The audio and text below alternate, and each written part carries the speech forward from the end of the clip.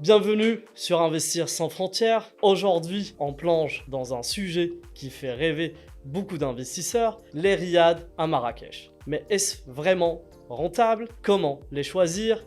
Et surtout, quels sont les pièges à éviter? Pour répondre à tout ça, j'ai invité une experte du secteur touristique et aménagement des riads, native de Marrakech, avec une double casquette. Connaissance terrain des riads et ancien du secteur bancaire. Donc c'est quoi exactement un riad Rocaillard?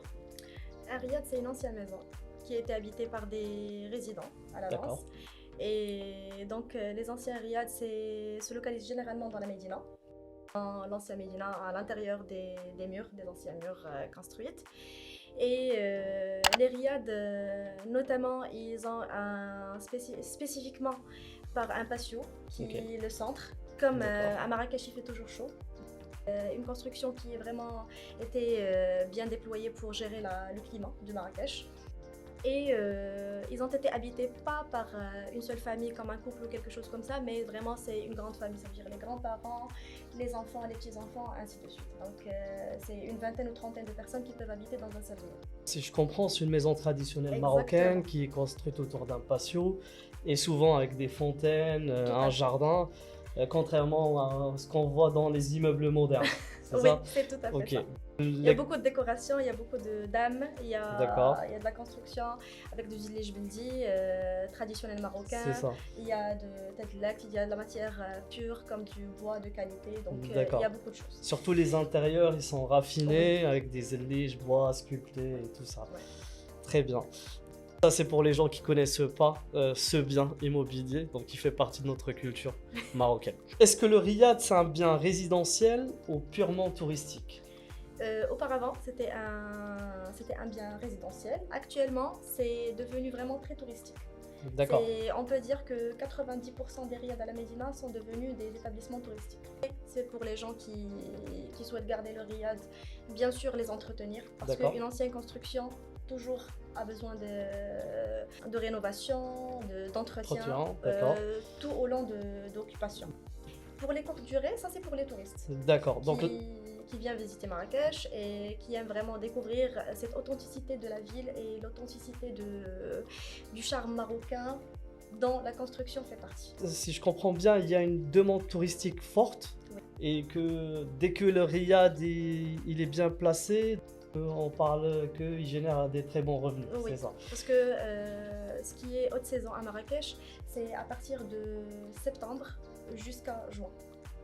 Donc on exclut juste les 2 mois où il fait une chaleur intense, mais après pour toute l'année c'est vraiment c'est climat qui intéresse beaucoup de gens qui habitent en Europe ou dans des endroits vraiment très froids, donc ils viennent pour chasser le soleil. On peut dire que c'est le point fort de Marrakech parce que c'est une ville qui est ensoleillée toute l'année. On va dire à peu près presque toute l'année. C'est quoi les services que le riad aussi peut offrir à sa clientèle? Dans les riads, on trouve l'activité principale qui est l'hébergement. Après, on trouve la restauration, on trouve le spa, des espaces de spa pour faire un hammam marocain traditionnel avec du gommage, des massages, il y a des espaces piscines. Donc les clients peuvent se baigner. Ça, c'est pas le point fort de tous les riads. Donc il y a des riads qui n'ont pas assez d'espace pour avoir des grandes piscines. Généralement, ça fait pas la taille des piscines des hôtels. Des hôtels, mais ça reste toujours un endroit pour se rafraîchir. On est sur multiservice, mais toujours avec une capacité modérable. Qu'un riad, il ne peut pas dépasser un nombre de clientèle à la fois. Et ça reste toujours avec le sens humain que les gens cherchent. On n'est pas sur l'hôtellerie industrielle avec 200 chambres où voilà, on est un petit peu perdu. On s'en occupe pas assez de nous, contrairement au riad, on a ce service sur mesure. Quels sont les quartiers les plus demandés et les plus rentables pour acheter un riad, par exemple, à Marrakech? On sait qu'il y en a beaucoup, mais il y en a ils doivent sûrement être plus rentables que d'autres, tout simplement. Il y a le Mouassine, parce que Mouassine, c'est vraiment le centre, le cœur de Marrakech, là où il y a beaucoup d'attractions touristiques. Généralement, dans la Médina, on peut tout faire à pied. Et un point fort, il y a Qsor, qui est juste à côté de Mouassine. Ça, c'est le quartier juste à côté. Il y a Riyad Al Arous, c'est juste à côté. Là, on commence par le centre qui est Mouessine et on développe un peu. Il y a Sidi Ben Slimane, qui a actuellement une forte réputation par rapport à la sécurité, par rapport aux projets qui sont faits là-bas. C'est un quartier vraiment résidentiel. Donc là, à Sidi Ben Slimane, on trouve que des riads. Il n'y a pas beaucoup d'attractions, mais c'est très rapide.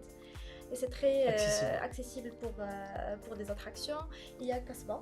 Pareil, Kasbah aussi c'est pas très loin, c'est un quartier calme, surtout il y a vraiment des endroits où on peut accéder jusqu'à la porte en voiture.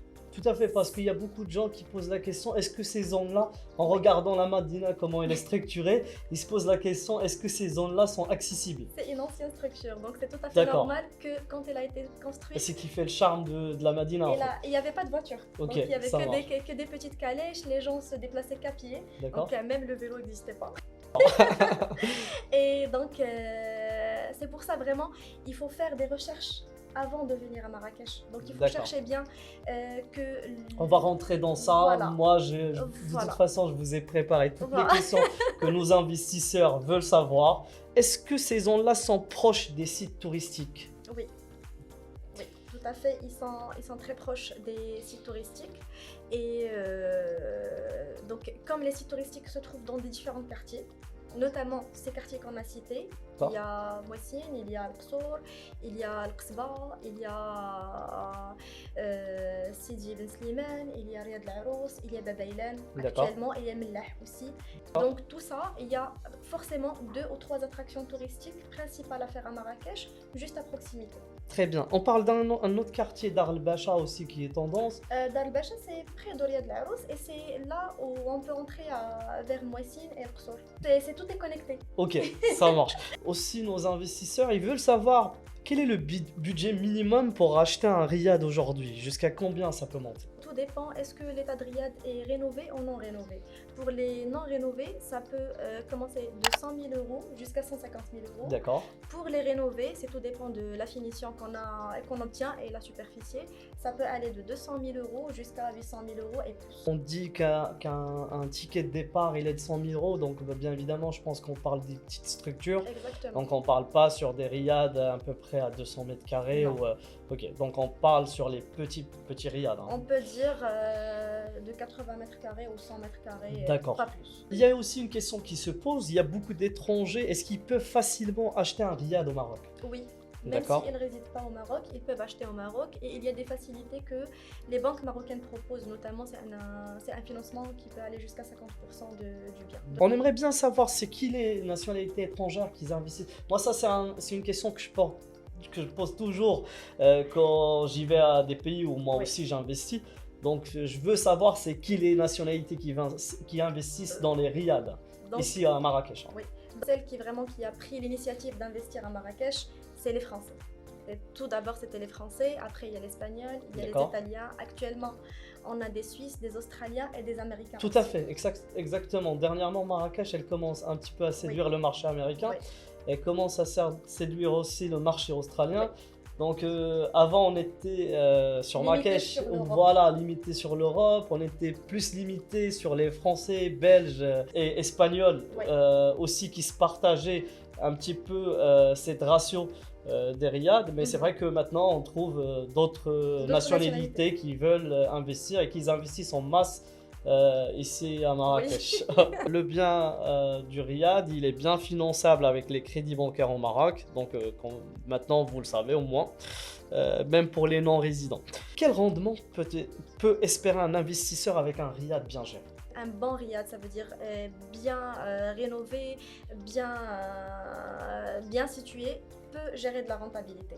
Alors que c'est vraiment cette âme des gens qui travaillent dedans. Donc pour le métier que je fais, on est trop impliqué avec nos clients, donc dans les petits détails. C'est ça qui fait la différence et c'est ça qui séduit la clientèle à venir à Marrakech, parce que les gens, des fois, ils ont douteux de